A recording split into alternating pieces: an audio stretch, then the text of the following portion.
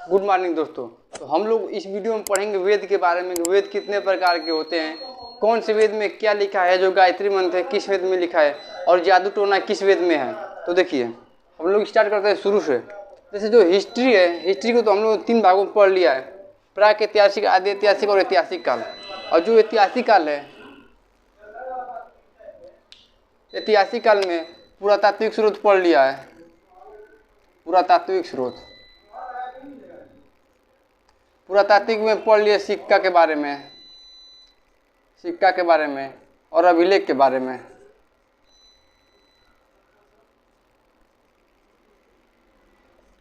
पुरातात्विक में सिक्का और अभिलेख के बारे में पढ़ लिए हैं। और उसके बाद से आता है विदेशी यात्री। तो जो विदेशी यात्री है, विदेशी यात्री कौन कौन से किताब लिखे हैं विदेशी यात्री, इसको भी पढ़ा दिए हैं विदेशी यात्री के बारे में। तो अब जाके आता है साहित्य। अभी साहित्य को पढ़ना है। साहित्य में एक है धार्मिक और एक है गैर धार्मिक। धार्मिक और गैर धार्मिक।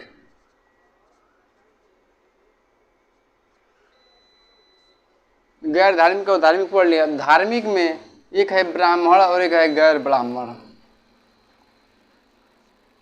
गैर ब्राह्मण और ब्राह्मण। अब देखिए हम लोग को यहीं से पढ़ना है।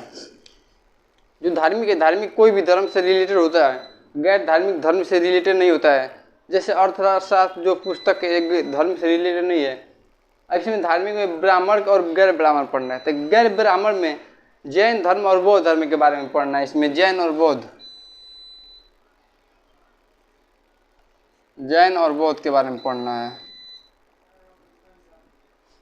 और ब्राह्मण में पढ़ना है वेद के बारे में पढ़ना है।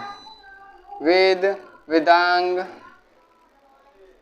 उपनिषद और पुराण।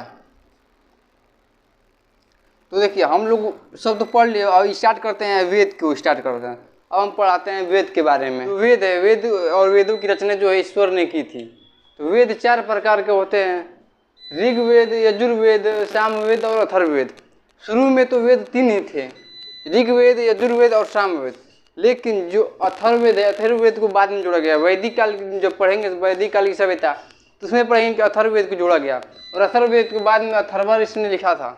तो देखिए सबसे पहले हम लोग पढ़ते हैं ऋग्वेद के बारे में। तो जो ऋग्वेद है, ऋग्वेद के उपवेद है आयुर्वेद। ऋग्वेद के उपवेद आयुर्वेद। ऋग्वेद में 10 मंडल है, यानी ऋग्वेद में 10 मंडल की चर्चा है।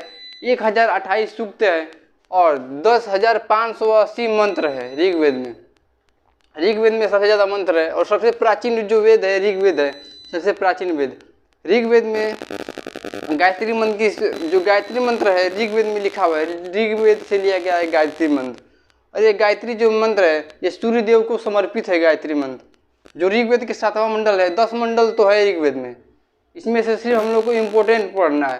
तो जो ऋग्वेद में 7वां मंडल है सबसे पुराना मंडल है। और जो 9वां मंडल है सोमदेव के लिए 9वां मंडल है। सोमदेव, 9वां मंडल में सोमदेव के बारे में लिखा गया है। और जो दशराग युद्ध है, दशराग युद्ध की चर्चा इसी में है। ऋग्वेद में दशराग युद्ध की चर्चा, दशराग युद्ध में 10 राजा, सूरदास और 10 राजा के बीच में युद्ध हुआ था। और उसके बाद देखते हैं यजुर्वेद। जो यजुर्वेद है, यजुर्वेद का उपवेद है धनुर्वेद। यजुर्वेद में 1990 मंत्र होते हैं। यजुर्वेद में, यजुर्वेद में युद्ध की चर्चा है। और जो ज्ञानी है इसे ज्ञानी अधर्वी कहते हैं। और यजुर्वेद के ज्ञानी तो अधर्वी हो गए, लेकिन जो धनुर्वेद के ज्ञानी है वे है विश्वामित्र। इसको हम अभी एक चार्ट बना के लिखवा देते हैं। उसके बाद से सामवेद। जो सामवेद है, सामवेद यानी इसका उपवेद है गंधर्ववेद। गंधर्ववेद है सामवेद का उपवेद। इसमें संगीत की चर्चा है। इसमें संगीत की चर्चा है। इसमें 1875 मंत्र है, 1875। लेकिन वास्तव में इसमें 99 ही मंत्र है। वास्तविक जो मंत्र है इसमें 99 है। बाकी जो मंत्र है वो ऋग्वेद से लिया गया है। बाकी मंत्रों को ऋग्वेद से लिया गया है।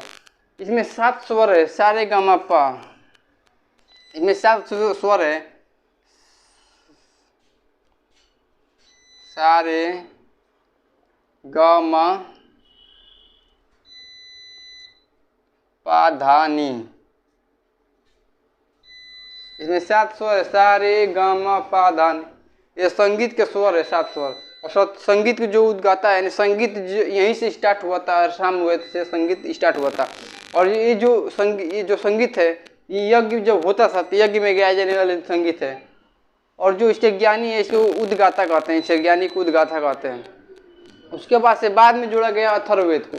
अथर्ववेद में जो अथर्ववेद को लिखा गया वैदिक काल में लिखा गया। अथर्ववेद को वेद है शिल्प वेद। अथर्ववेद में जादू टोना वशीकरण रोग निवारक और औषधि के बारे में पढ़ने को मिलता है।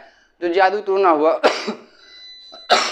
जादू टोना मंत्र वंत्र के बारे में सब अथर्ववेद में लिखा हुआ है। अथर्ववेद जो लिखे अथर्वा ऋषि लिखे हैं अथर्ववेद की।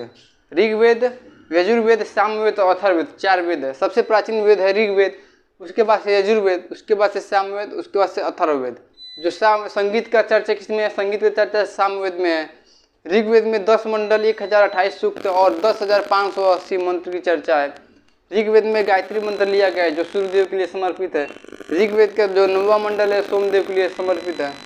यजुर्वेद में 1990 मंत्र है, इसमें युद्ध की चर्चा है। इसके ज्ञानी को अथर्वी कहते हैं और धनुर्वेद के ज्ञानी को विश्वामित्र कहते हैं। सामवेद में संगीत की चर्चा है, सा रे ग म प ध नी जो 7 स्वर है सामवेद से लिया गया है। जो अथर्ववेद है, अथर्ववेद का उपवेद है शिल्पवेद। इसमें वैदिक काल में लिखा गया अथर्ववेद को। इसके लेखक जो है अथर्वा ऋषि। जब वेदों की रचना हो रही थी उस काल को वैदिक काल कहते हैं।